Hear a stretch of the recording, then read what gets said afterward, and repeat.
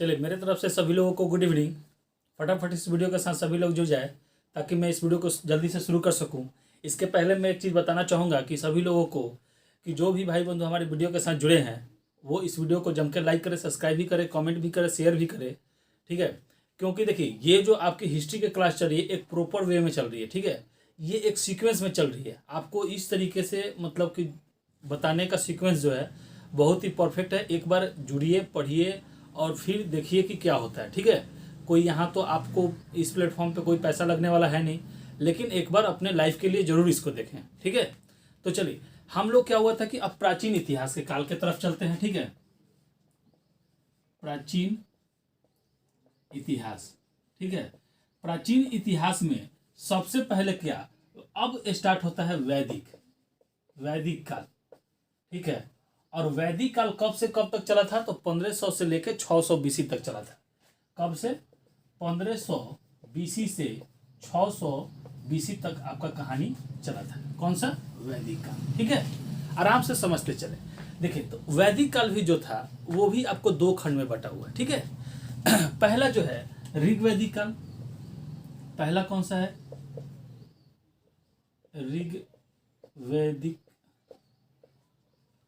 ऋग्वैदिक काल। ठीक है, इसका काल आपका चला है 1500 बीसी से 1000 बीसी तक। ठीक है, और दूसरा चला है उत्तर वैदिक काल। उत्तर वैदिक काल ये आपका 1000 बीसी से 600 बीसी तक आपका चला है। ठीक है, आपको समझ में आ गया? अब यहाँ से मुख्य रूप से हम लोग थोड़ा सा स्टोरी टाइप का कहानी सुन लेते हैं और माइंड में कब करते चलिएगा। ठीक है, एक एक पॉइंट को आप नोट कीजिएगा क्योंकि यहाँ से बहुत सारे क्वेश्चन आपके एग्जामिनेशन में आते हैं। ठीक है, सबसे पहला क्या कि जो वैदिक स्टार मार के लिख ले, ये कैसी सभ्यता थी, कैसा काल था। तो इस समय सबसे पहले इसका निर्माण, ठीक है, अगर इसका निर्माण कहा जाए तो किसने किया था? आर्य ने किया था। ठीक है, किसने किया था? इस वैदिक काल का निर्माण किसने किया था? तो आर्यों ने किया था। ठीक है, अब आर्य आए थे कहां से? तो मध्य एशिया से। ठीक है, देखिए कहने का मतलब जब आपके ऑप्शन में मध्य एशिया है, क्योंकि इसमें भी अभी आप यहाँ पे मध्य एशिया में बता दे रहा हूँ, तो इसका मतलब ये नहीं है कि मध्य एशिया। बहुत सारे लोग बताए हैं कि ये लोग यहाँ से ऐसे करके हैं, लेकिन मान्यता प्राप्त किसका है? तो मध्य एशिया का ही है। ठीक है, अब आर्य जब एशिया में आए, ठीक है, आर्य जब एशिया में आए और जिस स्थान पे वो जाके रहे यानी बसे, ठीक है, उसको क्या कहेगा? सप्त सिंधु कहा गया। सप्त सिंधु। ठीक है, सप्त सिंधु का मतलब क्या होता है कि जहां पे वो आके रहे थे वहां से 7 नदियां बहती थी। ठीक है, तो इसीलिए सप्त से 7 सिंधु से नदियां यानी कि 7 नदियों के बहाव के जहां वो रहे थे, इसीलिए इसका नाम सप्त सिंधु रखा गया। ठीक है, आज के समय में ये पंजाब और हरियाणा का क्षेत्र है। ठीक है, किसका है? पंजाब और हरियाणा का क्षेत्र है। आज कौन सा है? तो आप यहां पे लिख लें पंजाब हरियाणा। ठीक है, पंजाब और हरियाणा। ठीक है, आराम से समझते चले। इसके बाद क्या है? आर्यों की यहीं पे स्टार मार के लिख ले, ठीक है, कि इनकी भाषा जो थी वो आपको संस्कृत थी। ठीक है, इनकी भाषा क्या थी? तो आपको संस्कृत थी। ठीक है, इनकी भाषा क्या थी? संस्कृत थी। अब यहां से हम चीज बताते हैं कि कभी कभी पूछता है कि आर्यों को क्या कहा जाता है? तो आर्यों को श्रेष्ठ कहा जाता है। क्या कहा जाता है? श्रेष्ठ कहा जाता है। आर्यों को क्या कहा जाता है? श्रेष्ठ। ठीक है, आर्यों को क्या कहा जाता है? श्रेष्ठ कहा जाता है। क्यों? देखिए क्यों, इसका रीजन ये है कि आर्य की भाषा क्या थी? संस्कृत, और उस समय देवताओं की भाषा क्या थी? संस्कृत थी। तो इसीलिए ये लोग क्या अपने आप को सर्वश्रेष्ठ मानते थे, और जिसको संस्कृत नहीं आती थी उसको निम्न मानते थे। ठीक है, निम्न या अनार्य। ठीक है, जिसको संस्कृत नहीं आती थी उसको अनार्य या निम्न मानते थे। निम्न। ठीक है, मतलब नीचा। तो कहने का मतलब कि उस समय भारतीयों को ये लोग क्या मतलब कि निम्न मानते थे, नीचा मानते थे। ठीक है, चलिए अब यहाँ से हम लोग एक चीज देखते हैं कि यहाँ से एक चीज और हम लोग कर लेंगे। ऐसा पूछता है उत्तर वैदिक काल, ठीक है, उत्तर वैदिक काल, कि यहाँ से आपसे पूछता है कि उत्तर दिशा में, ठीक है, उत्तर दिशा में और दक्षिण दिशा में इसका जो फैल मतलब कि ये हुआ था, तो इस कौन कौन किया था। ठीक है, तो दक्षिण में आर्यतों का अगस्त ऋषि,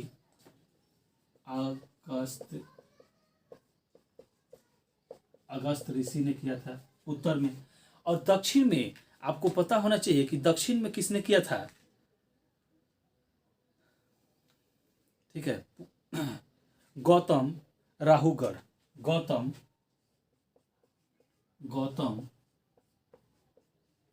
राहुगढ़ किसने किया था, तो गौतम राहुगढ़ ने किया था। ठीक है, तो ये सब पॉइंट आप अपने दिमाग में फिट करके रखेंगे कि उत्तर में किसने, अगस्त ऋषि ने, दक्षिण में किसने, गौतम राहुगढ़ ने किया था। ठीक है, ठीक है। अब देखिए यहां से क्या है कि एक चीज आपको कहानी में सुना देता हूं कि यहाँ से पटना के बारे में चर्चा है, इसीलिए देखिए यही गौतम राहु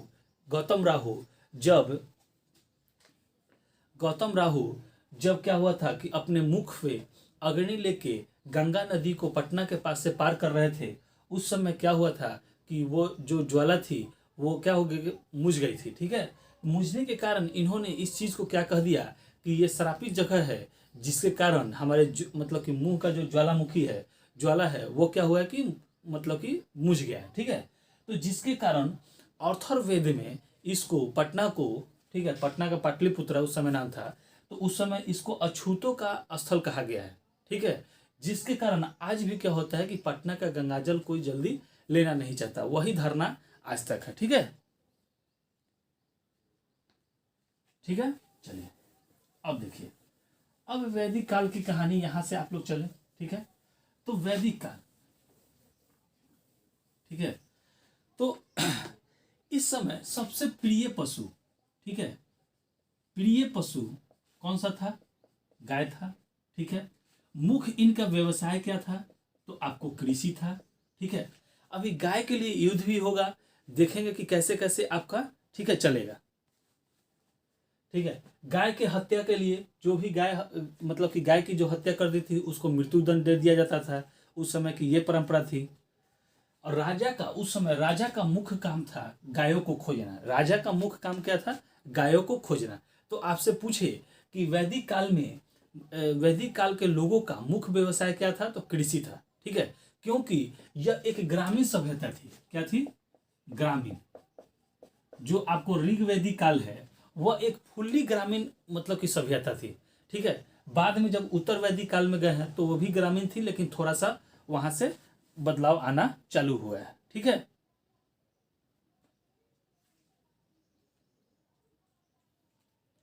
देखिए तो यहां से देखिए, अब ऋग्वेद के 7वें मंडल से, यहां से ऋग्वेद के 7वें मंडल, ऋग्वेद के 7वें मंडल से देखिए, अब यहां से क्या है कि ऋग्वेद के 7वें मंडल में, ठीक है, आर्य और अनार्य, मतलब कहने का मतलब कि आर्य और अनार्य जिनके संस्कृत नहीं आती थी उनके बीच एक युद्ध हुआ था। ठीक है, उनके बीच क्या हुआ था, एक युद्ध हुआ था, जिसको 7वें मंडल में 10 राज युद्ध की चर्चा है। 10 राज युद्ध की क्या है, चर्चा है। तो वो आर्य और अनार्य के बीच में हुआ था। ठीक है, अनार्य मतलब जो संस्कृत निम्न मतलब कि जिनको संस्कृत नहीं आती थी। इसी बीच में आर्यों की जीत हो गई थी और आर्यों के काफिला को उस समय भरत कहा जाता था। क्या कहा जाता था, भरत। ठीक है, और इस समय देखिए वैदिक काल के ऋग्वैदिक काल चले हैं, उस समय क्या होता था कि आपको जाति के आधार पे, ठीक है, यहाँ से आप एक चीज नोट कर लेंगे कि आपको जो भी मतलब कि आज जाति वगैरह जो है वो कर्म के आधार पे बटा हुआ था। किस पे? कर्म के आधार पे। कर्म के आधार पर जाति बटी हुई थी। कर्म के आधार पे आपको क्या होता है? जाति बटी हुई थी। लेकिन जैसे उत्तर वैदिक काल में हम लोग गए, वो जाति क्या हो गई? वंशागुणित हो गई। यही बहुत अच्छा था कि कर्म के आधार पर, कहने का मतलब कि चाहे कोई भी हो, अभी हम आपको बताएंगे कि किस तरीके से उस समय जाति बटी हुई थी। ठीक है, कि कोई ऐसा नहीं था, अगर एक घर में 4 लोग हैं, कोई मतलब कि कोई व्यवसाय कर रहा है तो वो अलग जाति में हो गया। एक ही घर के 4 भाई हैं, अगर चारों 4 तरीके से है तो उनके कर्म के आधार पर उनको जाति में क्या होता था? बांट दिया जाता था। ठीक है, ठीक है। अब देखिए सबसे इंपॉर्टेंट चीज आपका कि वैदिक काल में ही, ऋग वैदिक काल में, किसमें? उत्तर वैदिक काल में है, सॉरी उत्तर वैदिक काल में, ठीक है, किस चीज का? लोहे का खोज हो चुका था। किस चीज का? लोहे का खोज हो चुका था। तो आपको याद होना चाहिए कि तांबे का कहाँ हुआ था? तो नवपाषाण काल में हुआ था, प्राग काल में हुआ था। ठीक है, पाषाण काल में हुआ था। किसमें? नवपाषाण काल में हुआ था, यानी ताम्रपाषाण या उत्तर पूरा पाषाण काल उसको कहते थे। ठीक है, कांसे का कहाँ हुआ था? तो सिंधु सभ्यता में हुई थी। ठीक है, और लोहे का खोज कहाँ से हो गया था? तो उत्तर वैदिक काल से आपको हो गई थी। ठीक है, तो यहाँ से जो वर्ण व्यवस्था है, देखिए वर्ण व्यवस्था आपको इस तरीके से बटा हुआ था। ठीक है, कि सबसे ऊपर कौन? भगवान, यानी कि गॉड थे। ठीक है, इनके नीचे कौन थे? तो ब्राह्मण थे। ठीक है, इनके नीचे ब्राह्मण। ठीक है, इनके नीचे क्षत्रिय, जो लड़ाई वगैरह करते थे। ठीक है, क्षत्रिय। इनके नीचे हो जाते थे कौन सा? वैश्य। ठीक है, वैश्य। और यहां से क्षुद्र हो जाते थे, जो सबसे नीचे का काम। देखिए क्षुद्र का मतलब कुछ नहीं होता है, देखिए हम बताते हैं आपको कैसे कैसे। तो जो ज्ञान वगैरह देते थे, जैसे कि मान लीजिए कि एक घर में 4 भाई हैं और उस समय जाति मतलब कर्म के आधार पे ये आपको जाति बांटी जाती थी। तो अगर 4 भाई हैं, 4 भाई में एक भाई अगर शिक्षा वगैरह दे रहा है या शिक्षा मतलब किसी को दे रहा है तो वो ब्राह्मण जाति का हो जाता था। अगर कोई लड़ाई पीट वगैरह चीज़ में रहता था, ठीक है, तो वो क्षत्रिय में चला जाता था। कोई व्यवसाय वगैरह करता था तो वो आपका वैश्य में चला जाता था। कोई काम काज करता था तो वो क्षुद्र में चला जाता था। ठीक है, तो इस तरीके से ये आपका वैदिक काल में बटा हुआ था। ठीक है, तो हम आपको वैदिक काल पॉइंट बाय पॉइंट आपको बताते जा रहे हैं। थोड़ा सा पेशेंस रख के इसको आराम से पढ़ते चले, कोई भी सवाल आपको छूटेगा नहीं। ठीक है, अब आता है वैदिक काल की नदियां, जो कि एक सवाल अगर पूछना रहता है तो वो 100% पूछता ही पूछता है। ठीक है, तो देखिए मुख्य रूप से वैदिक काल की नदियां, ठीक है, कौन सी?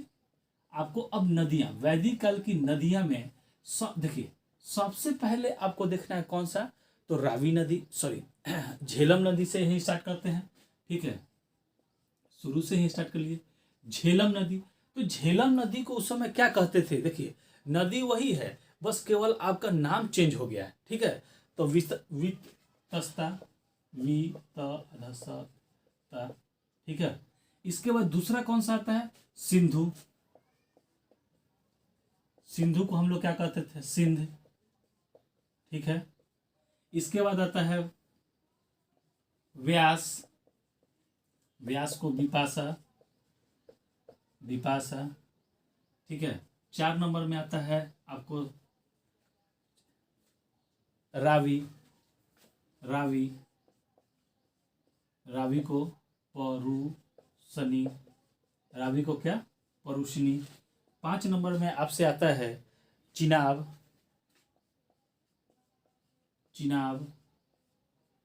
चिनाब का हो गया अस्कनी। ठीक है, सतलज का क्या होता है? स से सतलज, स से शत्रुदी। ठीक है, 7 नंबर में आपसे क्या हो गया? सरस्वती। घग्गर। ठीक है, घग्गर हो गया। एक 8 नंबर में कौन सा छूट गया, गंडक, गंडक, ठीक है। तो गंडक का आपका होगा सादा नीरा, सादा नीरा, ठीक है, सादा नीरा। तो इस तरीके से आपको क्या करना है, बस इतने 8 वो उंगली पे गिन के आपको याद कर लेना है, ठीक है। जिसमें देखिए कहने का मतलब कि ये ब्यास नदी जो है इसको आप कभी नहीं भूलेंगे, ठीक है। ब्यास विपाशा, ब्यास विपाशा, ये आप कभी नहीं भूलेंगे, ठीक है। ब्यास विपाशा, तो एक तो आपका कंफर्म हो गया, ठीक है। बचा 7। अब 7 में देखिए रावी परुष्णी, रावी परुष्णी, ठीक है। सतलज, स से सतलज, स से सतुर्दी, ठीक है। सरस्वती का घगर, गडक का सादा नीरा, रावी का परुष्णी हो ही गया, चिनाब का अस्कनी हो ही गया, सिंधु का सिंध हो गया, झेलम का विस्तस्ता हो गया। तो इस तरीके से एक कोड करके अगर आप पढ़ेंगे तो आपको सबसे आसानी से समझ में आएगा, ठीक है। अब यहाँ पे देखें, आराम से समझें, ठीक है। स्टार मार के आप अपने नोट्स में लिख लीजिएगा, ठीक है, कि वैदिक साहित्य में सर्वाधिक अगर मतलब कि मान्यता, सर्वाधिक अगर चर्चा में कोई नदी रही है तो सर्वाधिक चर्चा में नदी कौन सी रही है, तो सिंधु नदी। कौन सी रही है, सिंधु नदी। क्योंकि यह सबसे महत्वपूर्ण नदी थी, क्योंकि यह सबसे महत्वपूर्ण नदी थी, इसीलिए इसका सर्वाधिक चर्चा भी हुआ है, ठीक है। अगर सर्वाधिक चर्चा भी हुआ है। अब हो गया समझ में कि अगर पूछे कि वैदिक काल के समय में, ये सवाल हमेशा पूछते हैं कि वैदिक काल के समय में निम्नलिखित में से कौन सी नदी, देखिए ये नाम 100% पूछता है, इस 8 का नाम हमेशा याद रखना है। उसके अलावे हम बता रहे हैं कि निम्नलिखित में से किस नदी वैदिक काल के समय सबसे महत्वपूर्ण था या सबसे चर्चित था, तो कौन सा, सिंधु नदी था, ठीक है। अब चलिए वैदिक काल के कुछ देवताओं का नाम हम लोग जान रहे हैं, ठीक है। देवता,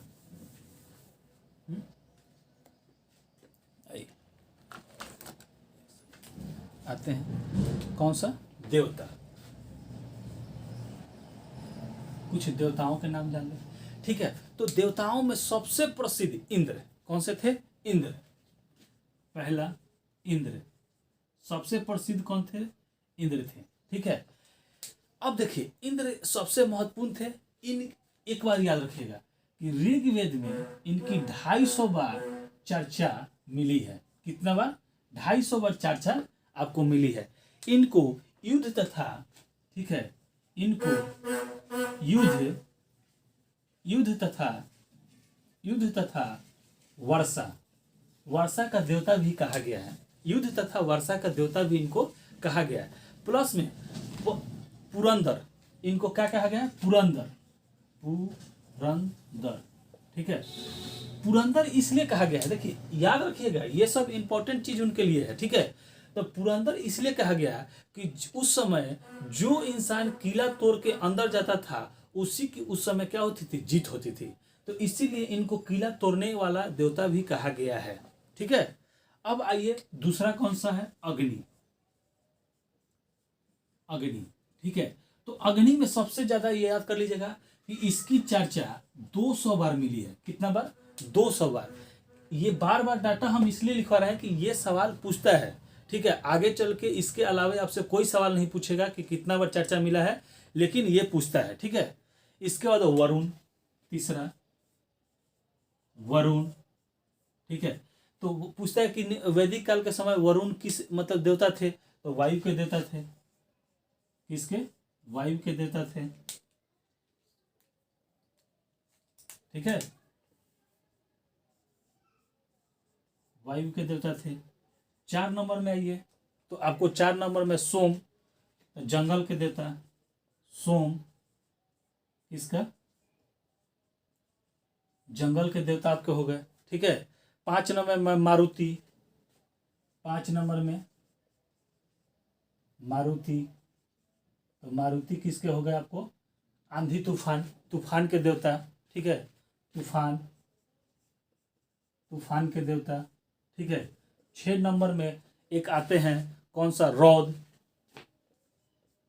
रौद, तो ये हो गया क्रोध, ठीक है, किसके, क्रोध, क्रोध के देवता, ठीक है। ये 6 आपको इंपॉर्टेंटली याद रखना है, ठीक है। कि सबसे पहले इंद्र के बारे में कि इंद्र जो थे उस समय सबसे महत्वपूर्ण देवता थे। तो वैदिक काल के समय सबसे महत्वपूर्ण देवता कौन से थे, तो इंद्र थे। उनका ऋग्वेद में कितनी भी चर्चा मिली है तो 250 बार मिला है। इंद्र को किस देवता के रूप में जाने जाते थे तो युद्ध और वर्षा के देवता में। और इंद्र को किस उपनाम से जानते थे तो पुरंदर। पुरंदर क्या है, किला तोड़ने वाले देवता। इसके बाद अग्नि, अग्नि की चर्चा 200 बार। वरुण, वायु, सोम जंगल के देवता, मारुति तूफान के देवता, रौद, रौद मतलब तो क्या होता है, क्रोध, क्रोध वाला, ठीक है, क्रोध वाला। और इन्हीं को आप एक चीज और लिख ले, पशुओं का देवता भी कहा जाता है। पशुओं के देवता, क्या चीज, पशुओं के देवता भी इन्हीं को कहा जाता है, ठीक है। अब कुछ ऐसा चीज है गौवेष्टि, ठीक है, वो डायरेक्ट आपके सवाल में दे देता है कि इसका अर्थ क्या होता है। क्या देता है, गौवेष्टि, ठीक है, स्टार मार दे यहाँ।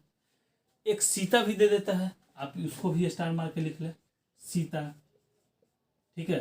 दो चीज, अब दोनों को हम आपको आराम से समझा देते हैं, ठीक है। सीता का अर्थ ये होता है कि जोता हुआ खेत, जोती हुई खेत,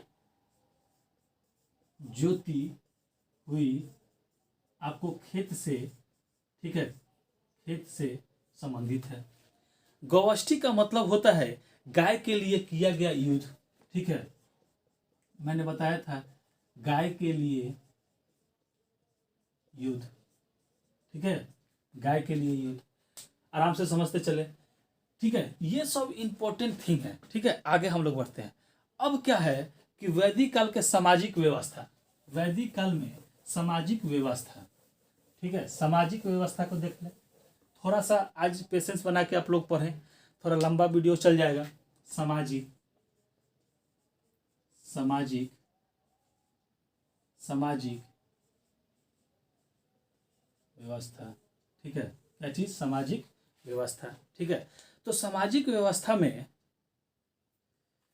ठीक है, सामाजिक व्यवस्था में देखेंगे कि इस समय में राजा, एक राजा होता था जो कि जनता के द्वारा चुना जाता था। क्या होता था, एक राजा हुआ करता था, राजा होता था जिसको कि कौन चुनता था, तो जनता चुनती थी। और वो कोई भी फैसला लेने से पहले वो कुछ समितियों को, समिति बना के रखा था, ठीक है, वो कुछ समिति बना के रखा था जिसके मतलब कि 3 संगठन थे। कौन सा, 3 संगठन थे, जिसमें पहला था सभा, दूसरा था समिति, ठीक है, और तीसरा था आपका विधेयक, ठीक है। अब आराम से समझ ले, ये हमेशा सवाल आपको परेशान करेगा ही करेगा आगे भी चल के। देखिए, सभा में जो था उच्च व्यक्तियों को, मतलब कि उच्च जाति को, ठीक है, उच्च व्यक्तियों को था, इसमें निम्न था, ठीक है, और इसमें उच्च प्लस निम्न और प्लस में महिला, और इसमें भी आपको महिला का चर्चा मिला है, ठीक है। सभा और विदित में, ठीक है, सभा, इसमें भी आपको महिला, मतलब कि ऊंचे घराने की जो महिला होती थी वो आपको क्या भाग ले सकती हैं। और एक स्टार मार के यहाँ पे लिख लिए कि सभा और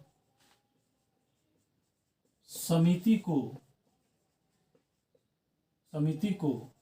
प्रजापति की जुड़वा बहन भी कहा गया है, जुड़वा बहन भी आपको कहा गया, ठीक है। अब इसके अलावे आप एक चीज देख लेंगे, ठीक है, कि सभा का चर्चा 8 बार है, सभा का चर्चा 8 बार है। ये लिखवाने का सबसे ज्यादा इंपॉर्टेंट चीज हम बता रहे हैं, इसका आपका 9 बार है, ठीक है, और इसका 122 बार, कितना बार, 122 बार है, ठीक है, 122 बार। पूछा था एक बार सवाल ऐसे कि वैदिक काल के सामाजिक व्यवस्था में किस समिति का, संगठन का सबसे ज्यादा बार उल्लेख है, तो उदय, ठीक है, सबसे ज्यादा बार उदय। सबसे कम बार अगर पूछे तो सभा, ठीक है। ऐसा भी पूछा था कि सभा और समिति प्रजापति की 2 जुड़वा बहनें कही जाती हैं, कौन से है, तो सभा और समिति। किसकी, तो प्रजापति की, ठीक है। किसमें महिलाओं की एंट्री नहीं थी, तो समिति में नहीं थी। समझ गए, आराम से चलिए, ठीक है। अब आगे हम लोग बढ़ते हैं।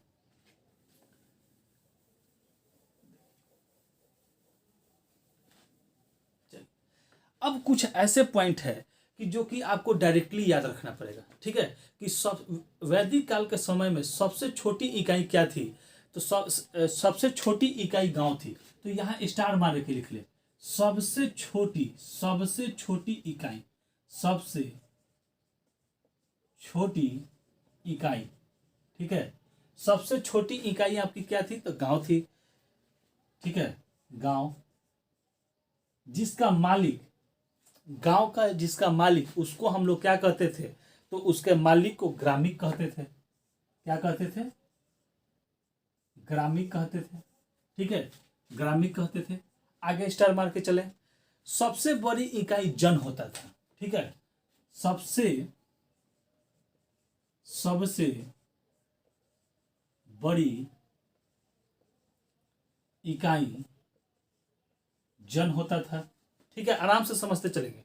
जन होता था, जिसका मालिक कौन सा होता था, तो उसके मालिक को हम लोग कहते थे राजन। क्या कहते थे, मालिक। देखिए, मालिक कहते थे, ठीक है, मालिक, ठीक है। इसके मालिक को हम लोग क्या कहते थे, जन कहते थे, ठीक है।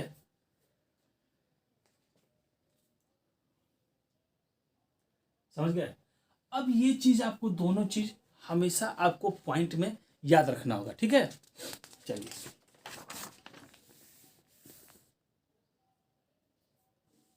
अब आइए। अब एक चीज क्या है कि इस समय, वैदिक काल के समय टैक्स दिया जाता था, और टैक्स को क्या कहा जाता था, बलि, ठीक है। बलि क्या कहा जाता था, बलि कहा जाता था, ठीक है।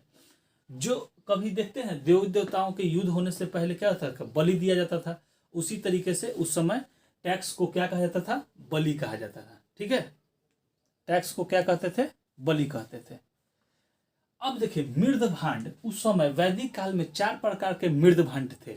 मतलब मृद भांड मतलब क्या होता है, मट्टी का बना हुआ बर्तन, ठीक है। तो हम लोग मानका कहते थे। तो मानका स्वर, अगर देखिए यहां से कंफ्यूजन आप दूर कर लीजिएगा। मृद भांड, मृद भांड कितने प्रकार के, तो आपको 4 प्रकार के, 4 प्रकार के, ठीक है। तो यहां से कंफ्यूजन आप दूर कर लीजिएगा कि मानका पूछे, मृद भांड पूछे, सबका एक होता है। सर्वप्रथम आपका मानका का प्रयोग हमने आपको बताया था कहां से, तो नवपाषाण काल में मानका का प्रयोग मैंने आपको बताया था, ठीक है। क्यों, कि उस समय वो लोग क्या हुआ था कि खेती करना चालू किए थे, आवास बना लिए थे, कुत्ता पालना मतलब जानवर को पालना स्टार्ट कर दिए थे। तो उनको जो अनाज खेत में होती थी, ले जाने में प्रॉब्लम होती थी, तो वो मट्टी का धीरे धीरे क्या कर रहे, बर्तन स्टार्ट कर दिए बनाना। तो उसी समय से मृद भांड, ठीक है। तो ये 4 प्रकार का कौन सा होता है, धूसर मृद भांड, ठीक है, धूसर, ठीक है। दूसरा आपका होता है लाल काला, लाल काला मिश्रित, लाल काला मिश्रित, ठीक है, लाल काला मिश्रित, ठीक है। ये 4 प्रकार के होते थे। अब इसमें सबसे ज्यादा फेमस कौन था, तो आपका धूसर था, ठीक है। सबसे ज्यादा कौन सा था, तो धूसर था, ठीक है। अगर आपसे पूछे कि वैदिक काल के समय में सबसे प्रसिद्ध मृद भांड कौन सा था, तो धूसर था, ठीक है। कौन सा था, धूसर था।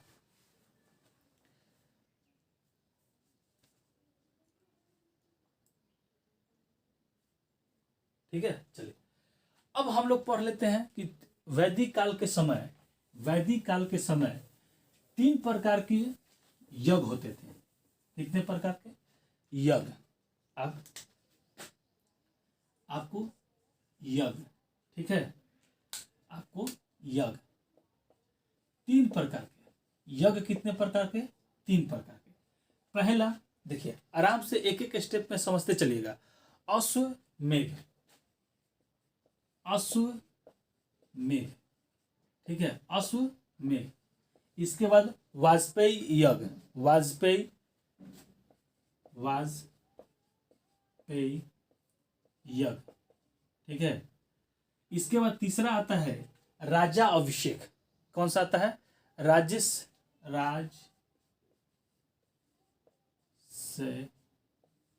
यज्ञ। ठीक है, अब इन तीनों का मतलब आप लोग समझ लें, इन तीनों का मतलब आप लोग आराम से समझ लें। देखिए, यश अश्व घोष, अश्व मतलब क्या था, घोड़ा। यहाँ क्या होता था कि घोड़े को छोड़ दिया जाता था। ठीक है, घोड़ा जिस भी प्रांत से या जिस जगह से वहाँ से पास कर जाता था, वो सब क्षेत्र किसके, उस राजा के अधीन आ जाता था जिस राजा का वो घोड़ा होता था। ठीक है, समझ गए, मतलब कि आराम से समझ लें।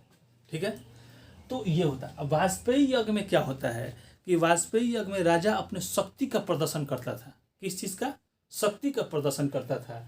राजस्य यज्ञ में क्या होता था कि जब राजा का अभिषेक होता था तो उस समय इस यज्ञ को किया जाता था। तो आप समझ गए, अश्वमेघ मतलब घोड़े को छोड़ा जाता था, घोड़ा जिस भी प्रांत से चला जाए वो सब राजा का हो जाता था। अगर आपको इच्छा नहीं है उस राजा के अंडर में रहने में तो आप उससे युद्ध कर सकते हैं। ठीक है, अगर युद्ध करके आप रोक सकते हैं, चाहे जो भी हो, अगर पकड़ लिए तो उस राजा से आपको युद्ध करना पड़ता था। वाजपेयी यज्ञ में आपको शक्ति प्रदर्शन होती थी और राजाभिषेक में आपको मतलब कि वो राजाभिषेक का ये होता था। ठीक है, तो आपको ये वीडियो कैसा लगा प्लीज़ कमेंट बॉक्स में आप लोग बताएं। ठीक है, मैं आप लोग के लिए इतना मेहनत करता हूँ और आप लोग हैं कि कुछ इसका रिप्लाई नहीं देते हैं। ठीक है, तो कोशिश करें।